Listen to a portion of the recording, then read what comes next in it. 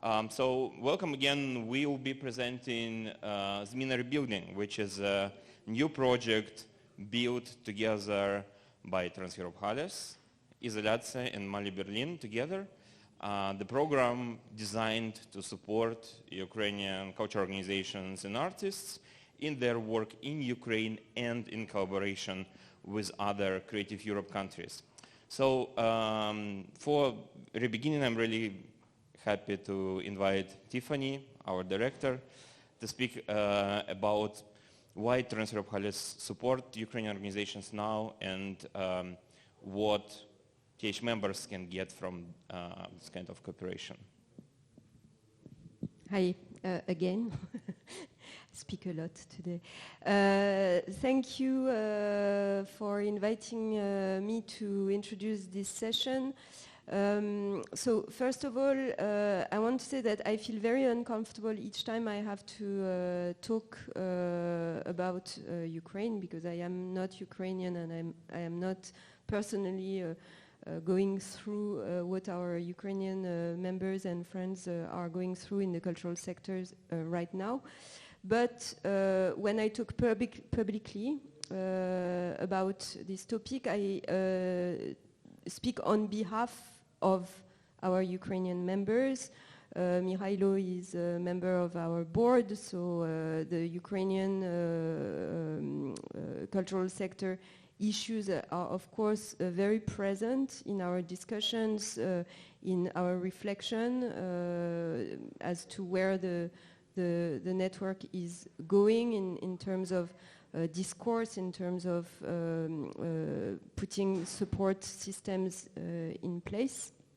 And I would like also to acknowledge that as a network, we speak on behalf of also our other members who since the beginning of the full-scale invasion of Ukraine have been extremely supportive and extremely active in raising funds, in building campaigns, raising awareness, etc., hosting and also dealing with the logistics of things that they were really not used to doing before, meaning like, driving to the border to drive people to different European capital cities, to organize the logistics of hosting people who were leaving, women and children in particular, during the early days of the invasion. So thank you also to our other members who have been very active. I think we were discussing it. The big danger now, as we see it, is that the awareness about what is going on and the strength of the discourse that we collectively have as cultural organizations, and especially cultural organizations gathered within this network, is that it becomes normal. It becomes something that, is the situation. And so we started thinking collectively also with IZOLYATSIA as to how we could maintain this at the very core of our programs through fundraising. So you will hear about this really great project that I'm very happy that IZOLYATSIA together with Malý, Berlin and Transeurope were able to get and to implement. To support cultural organizations from Ukraine and others from outside of Ukraine working with Ukrainian artists. But also collectively, we decided to create this campaign, communication campaign or awareness campaign. We have tools at your disposition. We just finished the Ukraine month in Europe. We had the arts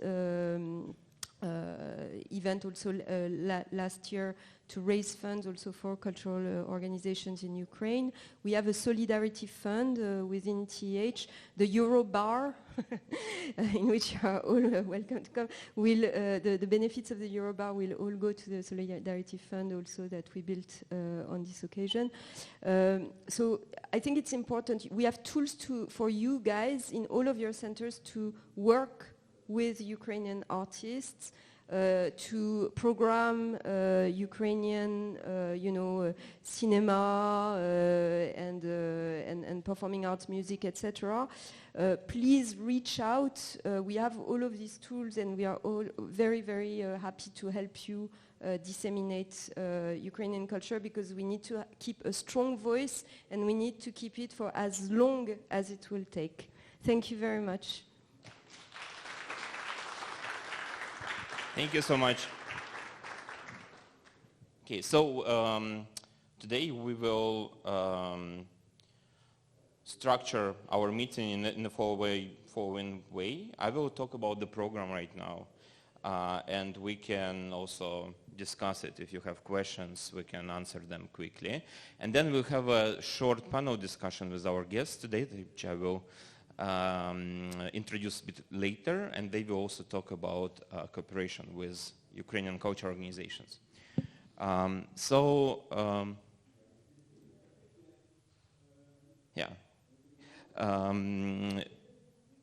thing that I want to mention at the beginning of our presentation, that today is a really important day for us, for our foundation, because 9 years ago, our territory in Donetsk was seized by Russian Federation. And since then, this space is used as a legal prison. It means that cultural center is used as a place of torture, place of captivity, place of illegal labor, and the torture that's happening there is really horrible. We have this website that we built together with the Ukrainian Institute. It tells the story of illegal prison that is located in our former premises. You can have a look. There is a couple of books already written about it in different languages, films. So we're trying to spread the word about the prison. But what's more important for us that this hasn't stopped our work, and for the next 9 years we've been developing really actively Ukrainian cultural scene, and through this program, through ZMINA, we want to show support to even wider range of Ukrainian organizations and their cooperation with organizations from Creative Europe countries. For last year, as Tiffany said, we, us as IZOLYATSIA and also Transfer of Halis, and also our friends from Malý, Berlin, have implemented a big series of programs to support Ukrainian cultural professionals, artists, and organizations. We as an organization have issued almost 200 subgrants. Also, there was a big program called Resource Ukraine, which helped 7 cultural centers from Transfer of Halis that are accommodating Ukrainian refugees or working with displaced artists and cultural professionals in their countries. And then there is Solidarity Fund, and we are really thankful to Transfer of Halis members for contributing into Solidarity Fund, and this money were sent either to Ukrainian organizations or to organizations that are hosting Ukrainian refugees in the countries bordering Ukraine. So thank you so much, and this really important initiative, I hope that it will continue on working. And this all brought us to ZMINA, which is a continuation of our long-lasting program to support and build the capacity of Ukrainian cultural organizations. And this program is a result of Creative Europe special call that is unique call that only happened once. This is a call specifically made for one country. Before that, there was also another call directed only to Western Balkans, as far as I understand, but there was no any story in the memory, in the history of Creative Europe, that they made the call specifically to support one country. And I'm really happy that we, Trans-Europe-Hales, IZOLYATSIA, and Malý, Berlin, won the opportunity to implement it because we were competing with real juggernauts of organizations such as Goethe Institute or UNESCO, or it's really crazy who were our competitors. So it's a big pride for us to win this competition and to be able to implement this program. So basically what are we talking about, right? ZMINA is almost €1.5 million that we will distribute altogether to Ukrainian organizations to create new works in Ukraine and to represent their work abroad. This is possible through 4 different calls, local and international. So what's the difference between local and international scheme? For local projects, we want to create new projects that will be implemented in Ukraine and targeted to specific audiences. Our priorities, for example, at IZOLYATSIA, is to work, first of all, of course, with internally displaced people who suffered because of the war, but also to work with decentralized communities. So we are really deeply invested into working in smaller places, smaller villages, smaller towns, local libraries, all these new, smaller, young organizations that don't have much support or that don't have much experience. This is why we also are building capacity building programs. So together they would be able to come to us to learn how to apply, to learn what are the priorities of Creative Europe, what are the, how they can build projects in a way that they will be on the same level as other projects from other Creative Europe countries. And of course, what's the most interesting for us today is international cooperation projects. So idea for international cooperation projects is the way it's written in Creative Europe call is to present the work of Ukrainian cultural organizations abroad. So this part is not necessarily dedicated to creation of new work. This can be representation of something that already exists. And you can find Ukrainian partners, maybe you have Ukrainian partners. Unfortunately, we cannot be your Ukrainian partners, even though you probably want it. But there is much more organizations, of course, to represent their work. But obviously, this also can be a new work produced together that will show the capacity of these organizations, what they can do, what artists can do, what topics which are important to all Europe now, and so on.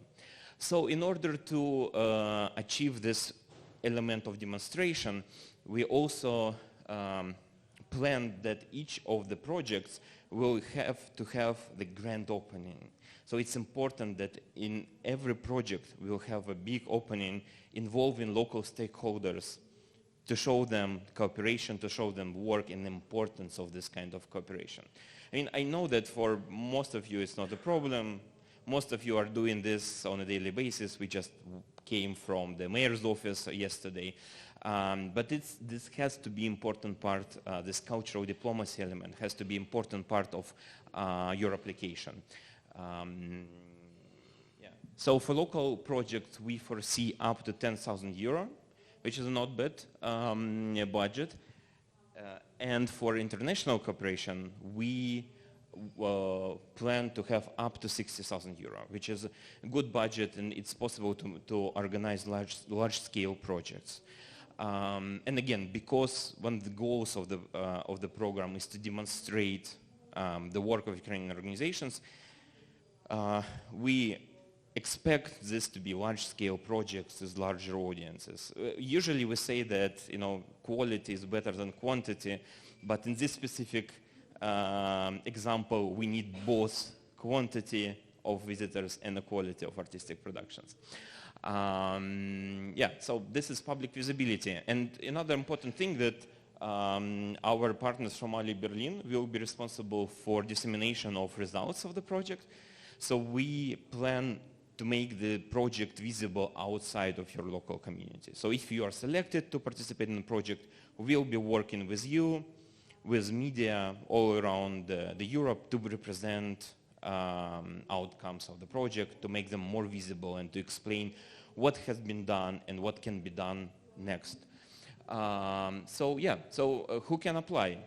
Basically everyone from, if you have an organization and your organization had been there for more than 2 years, you're liable to apply. Of course, you have to be coming from Creative Europe countries. I think from our crowd, only our friends from Azerbaijan and Great Britain cannot apply, but otherwise everyone is eligible. Yeah, and to demonstrate this, that you have been working for 2 previous years, you will need to show examples of previous work, of course. Yeah, so if you're building your international project, your Ukrainian partner can apply, you can apply in English, it's all fine, we're open for any kind of applications. Yeah, so, oh, sorry. Yeah, dates. So national call opens in July. In June this month, we will be starting intensive capacity building program with workshops in Ukraine to help applicants to build their ideas and build their applications in the proper way, with the results coming later in September. And for international calls, we will open the calls by the 1st of September. Basically you will receive results by the end of the year. So you might already start planning your project by the start of next year, January and upwards. So there is a lot of room to plan and to prepare your projects. And then in February there will be another call also. So if you will miss the first one, there is always a backup for you. Yeah, and everyone who will be selected will go through grant acceptance workshop, will actually help to develop projects better. It's mostly for Ukrainian partners to make sure that they have a proper communications for the projects, as they have they correspond to all the values and all the key goals of Creative Europe. That also we are really interested in making projects as good as possible. And if you are still not convinced that you want to apply for the project, we have another option for you. We are looking for evaluators. So if you are interested in looking through application and choosing the best ones out of them, you're really welcome to connect with us through ZMINA@IZOLYATSIA.org. We will look through application and we'll invite you to evaluate international calls, of course, because Ukrainian will be in Ukrainian, probably it's not easy to read. Yeah, and ZMINA.eu is a short domain that you can follow, and this is where we put all the information about the calls, about the project. I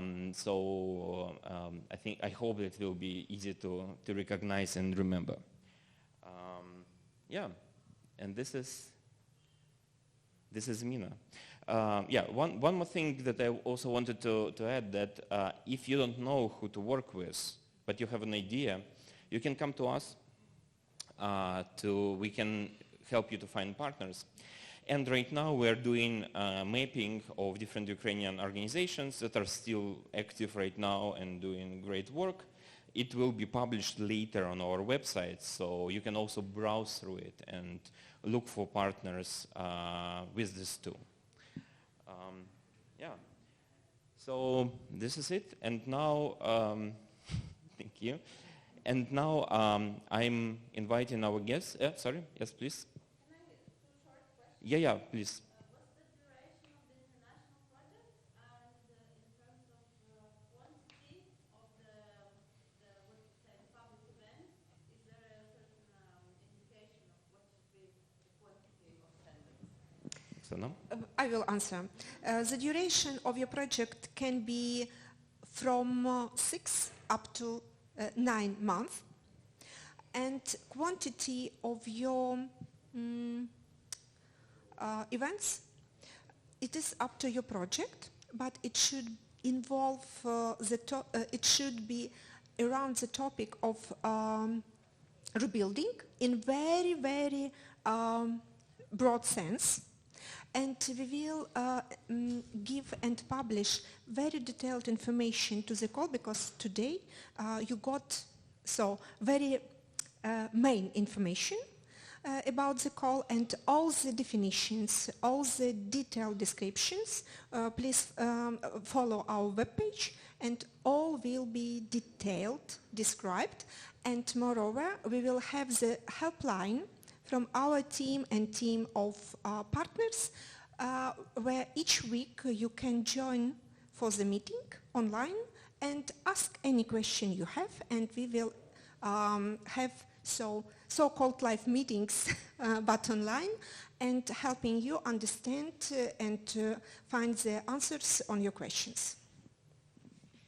And if you have another questions, please come and ask.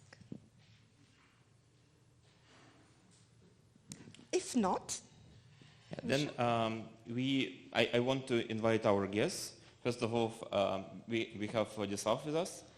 He is the director of Ukrainian Cultural Foundation that has been supporting Ukrainian projects for years already. And we know that for lots of countries, actually, Ukrainian Cultural Foundation became this lighthouse, this example of really transparent and really good public organization that supports quite a lot of Ukrainian projects. So thank you so much for joining us today. Oksana Sarzhevska-Kravchenko, who is the director of IZOLYATSIA, will talk a little bit from IZOLYATSIA perspective. And we will also have Michal Klimbara, who is director of Malý, Berlin, which is also a member of our consortium. Thank you so much.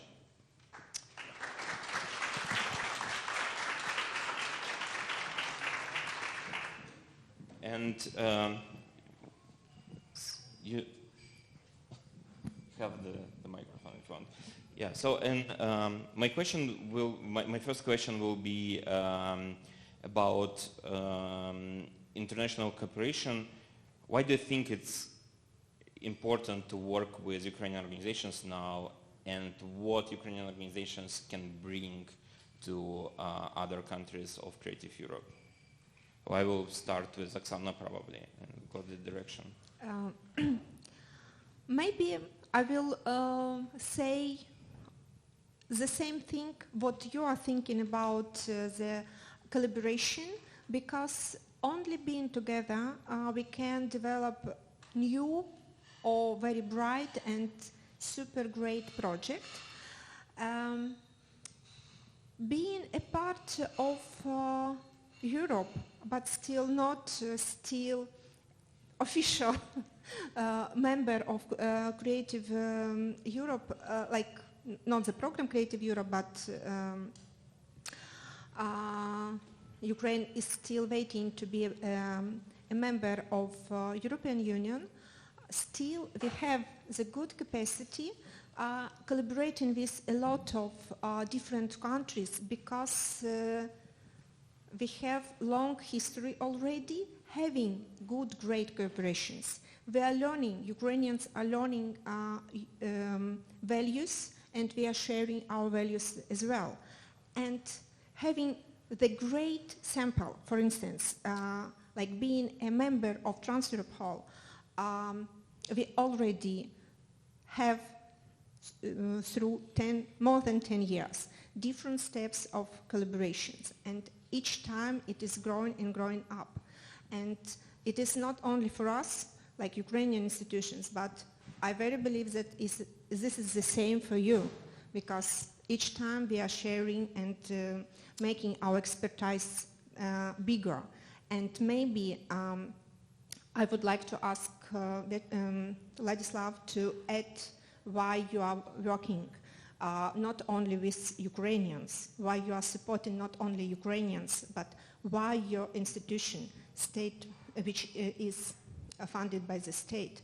Why for you the international collaboration is important? Okay, hello everyone. Sorry for my English. For me it's my third foreign language. That's why I speak not good. I think my friend helped me. I'm glad to presenting here Ukrainian Cultural Foundation. It's the main state foundation in Ukraine, grant foundation in Ukraine, and we operated with budget state money. And today all our work concentrated only in Ukraine. We work only in Ukraine. We don't work abroad of Ukraine, but our grant organization who win our grants must have partners from Europe, and it's very important for us in Ukraine today because collaboration with European organization, it's first it's experience for us. It's new education experience, and it's a help capacity building. And help to capacity building for our organization in Ukraine.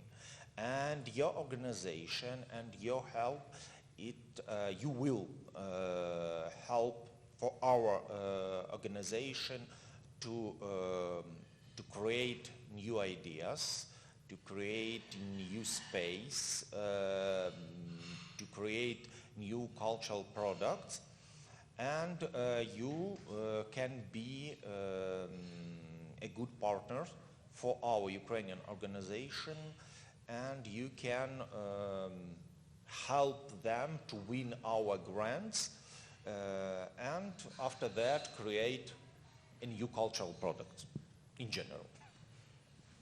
And benefit a little from the financing, I guess. It is not only for partnership, it is about for financing. Yeah. Yes. For me today, all partnerships concentrated on financing because in Ukraine we, in cultural sector, we need more money. It's true, but I think all cultural sector everywhere need more money. Thank you. Michal, you have been working with Ukrainian organizations quite for a long time, even before the full-scale invasion. Yeah, mostly with you. Yeah, but still you have been active in the region and also building connections between Eastern Europe and Central Europe. Can you tell us if there is something specific that European organizations can learn from cooperation with Ukraine, and also what we can get from cooperation with this region? When we started IZHub within the Transrap halls 4 years back, we wanted to overcome the historic problem of our region, is that in the whole post-communist region in Europe and Asia, there was no tradition and almost zero experience with international cooperations within the region.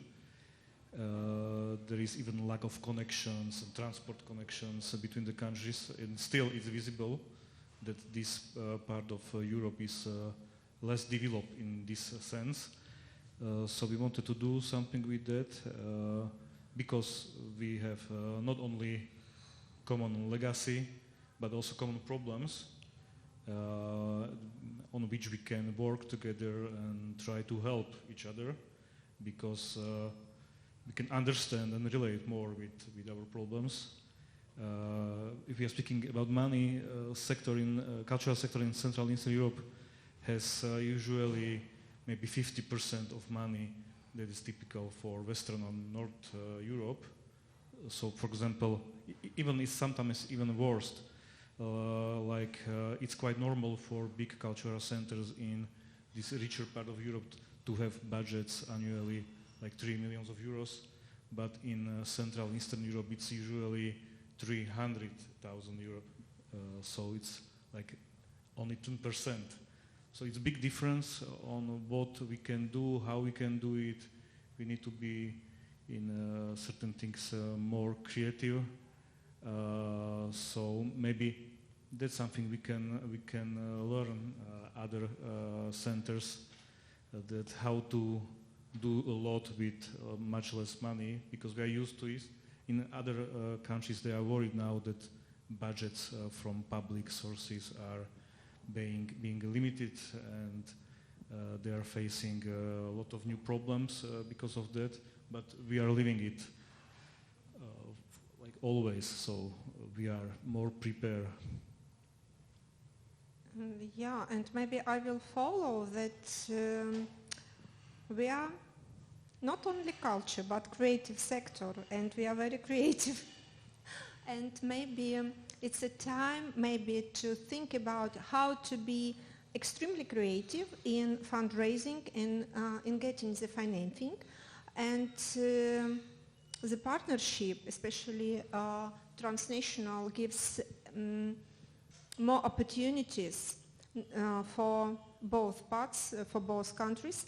And maybe if I will come back to ZMINA rebuilding, we mentioned that we will have national calls, but to be creative, I ask you to think about all of your friends and Ukrainians you are working with, like individual artists, and I know that a lot of your institutions are hosting or working or having just now Ukrainians as a part of your teams, and this national call is still the opportunity for them as well.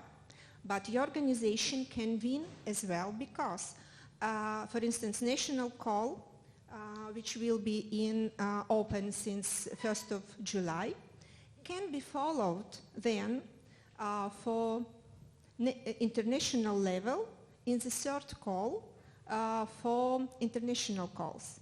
And you can think and develop with your friends or Ukrainian partners like more constant projects. And so to be creative, that's why you can be very extreme creative in working with this type of financing. Please think about, maybe it will be useful for you. I have a question for all of you connected with one of the main topic of the project is visibility of Ukrainian projects. And this is a question that I'm thinking about quite a lot, that there is quite a lot of projects dedicated to Ukraine are happening happening in European Union now and everywhere. You would see exhibitions going on all the time about Ukraine. Well, it's also mostly in Central, let's say, in Eastern Europe, but still going on everywhere. And how do you think it's possible to build new projects that will be visible and will be distinct from everything else that's going on, and also will overcome this little bit of fatigue that is also happening in European society? Good question. Every time it will need a little time to think about how to work with this, because you can't find the very easy answer, because it's a part not only of the idea of the project, but how to work, how each organization work with the audience, community, how to involve and make the project interesting for the people to come And for this, even like from my experience, it is not the easiest task every time we need to create and think about. But what I know that the brainstorming, the ideas, how to make this creative are useful, and collaboration and knowledge sharing is a fundament for all of this. I know that there are no stable, you can't be on the same level because your audience will not come, but if to make the interactions something unusual, it helps. It helped Izolyatsya, but I don't know, Michal, what kind of your ideas you have? I think that the most of the project in relation to Ukraine are directly about the Ukraine or the war against Ukraine. So maybe what can be different within ZMINA, maybe it can be about the future, about real incorporation of Ukrainian cultural sector to the European one. So we can look for the common topics, maybe some innovations, and definitely what will be next, not what is happening now. Maybe. Today we have, as I see in Ukraine, we have some problem with auditory. It's a regional problem. It's first the front line. Some problem with people who lives today in the front line. All time Russian missiles, Russian bombs. It's another auditorium, central of Ukraine. Kyiv, Vinnytsia, Zhytomyr. It's a orange line. It's not difficult line, but it's not easy line. It's not safe line. And West Ukraine, it's safe line, as we say in this situation, yeah. And there another auditorium, another people, another situation, and another wants to events, for example. Some months ago we finished a sociology research. What want people of Ukraine today? What cultural practice, what cultural events they want today in Ukraine? It's very interesting. For example, in the last year, many people, maybe 30 or 40% of people, wanted the events for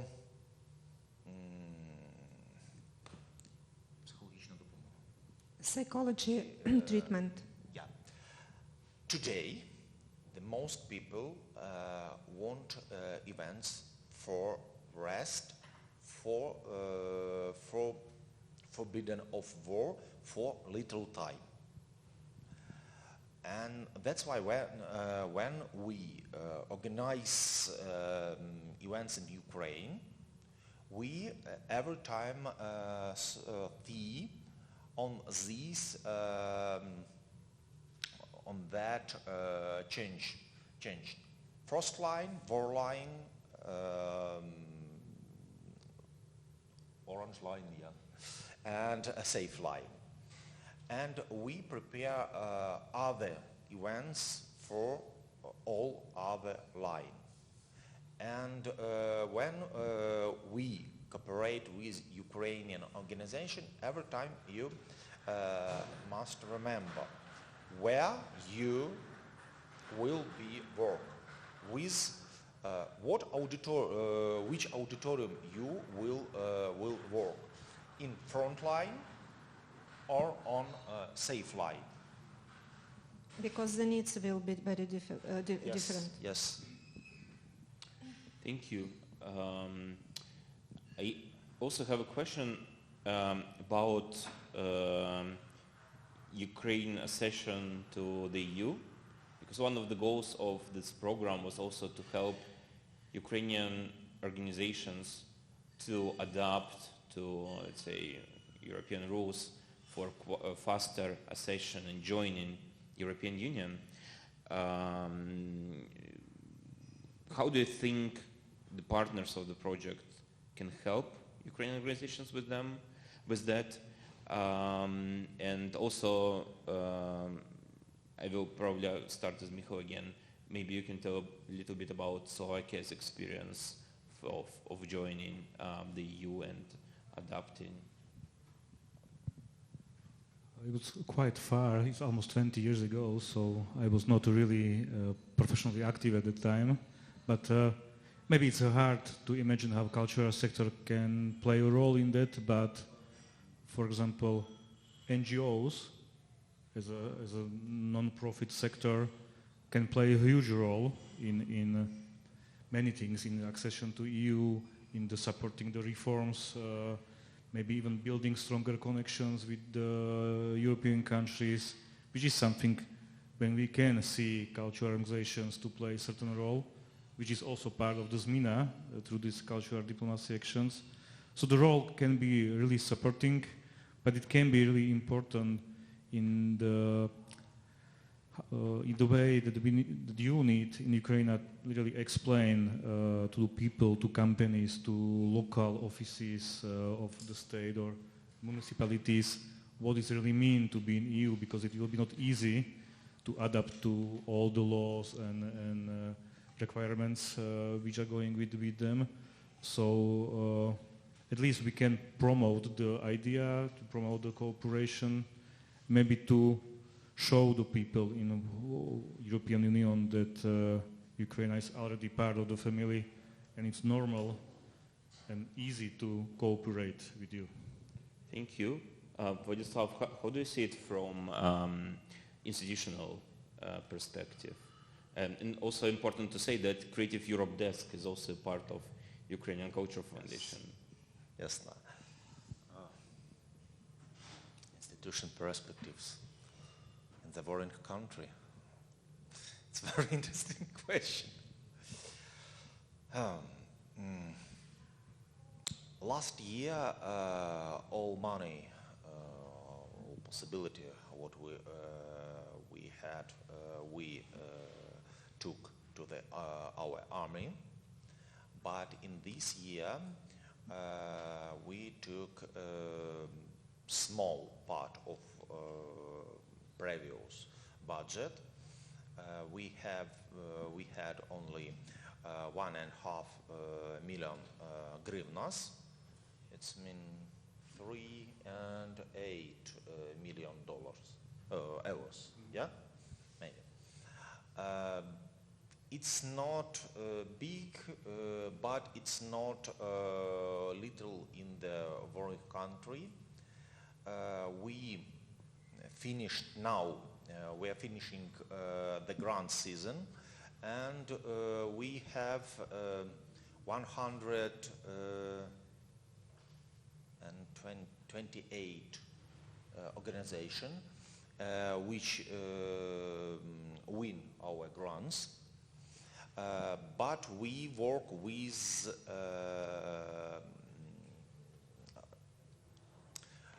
we have higher grants in minimal 12,000 euros and in maximal maybe 30,000 euros. It's a national national grants and international grants. In international grants, our grants organization must have cooperate partners, must have partners from European Union. About institution, today we 4 days ago I signed a new budget of my organization on next year. I think and I hope my government help me to take this money. We think that in the next year we will take 8 and 4 million hryvnias in euros at 20 million euros. Yeah, and at 1st November we will start a new call to the grant season 2024, and I think if it will be started, it will be answer on your question about institution. If we will take money from our budget, our institutional help will be work. If no, we will have a stagnation of cultural sector in Ukraine. It's true. Yeah, but from my point of view, it's not only about financial support from the state.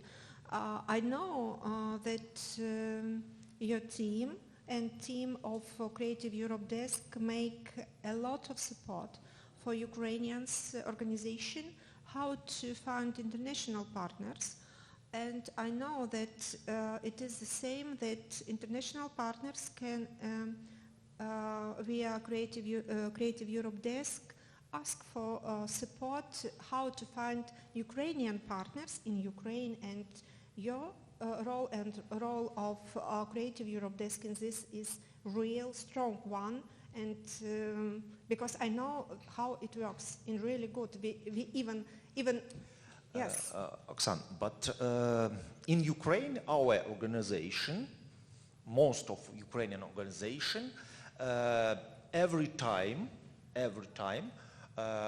to want hear how money you take for us, how money you take for us. That's why our mind every time concentrated about asking money for cultural sector, for our organization, asking for new financial perspectives, other work, other rules, other themes of our work. It's second part of our work.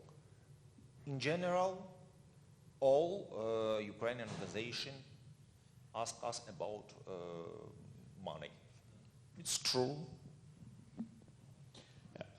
We're actually open for questions. If you have questions, you can also ask us and join the conversation.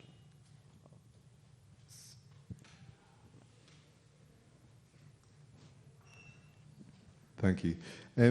It's kind of about a process question on the grant giving side and the sort of conditions for that. You talked a little bit about kind of the legacy of international cooperation projects, and I wonder if, I've done some work on British Council and sort of various Goethe Institute and exchange programs over the years, and what's often lacking is that there's money towards a performance, a showcase, and there's all this collaboration in advance, but then it stops and the relationships stop because people aren't being paid for their time to continue the collaboration. And I wonder if there's potential here to think about, okay, plan for 4 or 6 months, budget for 4 to 6 months after the performance to make sure that the collaborations and the exchange continues and there's opportunities for further fundraising or further ideas that could be developed, just to make sure that as much as it's about big audience numbers, showcasing Ukrainian culture internationally, the opportunities where they are there for further work to be embedded could be sustained. I think it's worth thinking about. You might be thinking about it already, but yeah, just instead of it stopping at the showcase.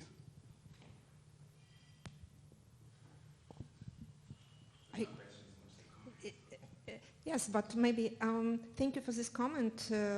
What I can add to this that, for instance, we as a partners, we are trying to be sustainable in giving financing support to be, not to lose this connection in the times. And for instance, in ZMINA rebuilding, you can apply twice. It will be no limitation for this, and it can give some kind of stability, maybe once with national project and then with continuation. And I very believe that such kind of project will be not only, it will be only one, in the first spring, and then it will be continued by other projects. And I very believe that Ukrainian Culture Foundation can support on a full scale how it was before the war. And I am not wrong in understanding that in the autumn you will open new grant season, including the international support. Yeah. So we start we have a hope. At 1st November we start our grant season, and I think that they finished at 1st March 2024, and first tranche, financial tranche, will be maybe 1st May or 1st June. But in next year we first time organize in Ukrainian Cultural Foundation two calling for short grants. First calling we organize in summer, and next we organize maybe on the end of August, on the start of September. It will be grants only for 2 months. But thank you for this information, because this is extremely important. Sometimes you really need short-term support, and there are not a lot of opportunities for this. Well, and I will jump a little bit into, as a representative of ZMINA, and we're also thinking about continuation of the project already, or building some sort of possible, exhibition of exhibitions or exhibitions of results of the whole outcomes of the project. So there's something that we also keep in mind, and hopefully we'll do by the end of the project in 2024. Five. Yes. Who's the next? Yes. Any more questions?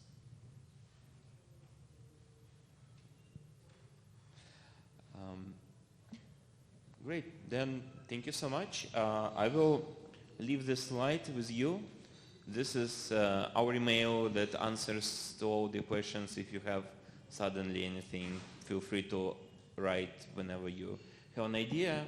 This is a link to the website that has information about the program, and will be updated with calls and all the details. As usual, we're here till Sunday, so feel free to come to us and ask more questions. And thank you so much for coming again.